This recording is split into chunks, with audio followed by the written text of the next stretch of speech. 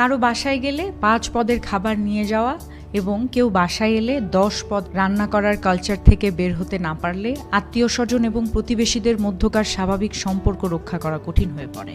মধ্যবিত্ত পরিবারে 1 কেজি আঙ্গুরের চেয়ে 1 ডজন ডিমের প্রয়োজনীয়তা অনেক বেশি। জাপানিরা কারোর সাথে দেখা করতে গেলে 1 কেজি চাল নিয়ে যায় উপহার হিসেবে। এদের প্রধান খাদ্য ভাত, আমাদেরও ভাত। তাহলে আমরা চাল নিয়ে গেলে সমস্যা কোথায়? যিনি বা যারা বেড়াতে যাচ্ছেন তারা যদি ওই বেলার বাজারটাই করে নিয়ে যান সবচেয়ে ভালো হয়।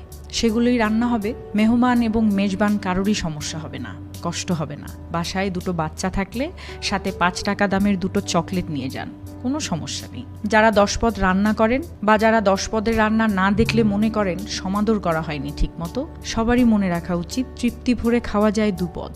আরেকটা পদ যোগ হতে পারে আগে বা পরে সাপ্লিমেন্টারি হিসেবে। এই কালচার প্রমোট করার ক্ষেত্রে তরুণদেরকে এগিয়ে আসতে হবে। যারা একটা কালচারে তাদের জীবন শেষ করে দিচ্ছেন প্রায়, তাদের পক্ষে অন্য কিছু করা সম্ভব নয়। আর এ সমস্ত প্রবলেমে সবচেয়ে বেশি ভোগে মধ্যবিত্ত সংসারের মানুষজন। সবসময় টানাপোড়েনের মধ্যেই জীবন চলে যায়। আত্মীয় স্বজনদের মন রক্ষা করতে গিয়ে, কালচার বজায় রাখতে গিয়ে নিজেদের সংকটে পড়তে হয়। তাই বলি, আপনার সামর্থ্যের মধ্যে আত্মীয় স্বজন, প্রতিবেশী সবাইকে আপ্যায়ন করার চেষ্টা করুন। আর যাদের মনে হবে আপনি ঠিকঠাক মতো সার্ভ করতে পারছেন না, ভুলেও তাদের মন রক্ষা করার চেষ্টা করবেন না।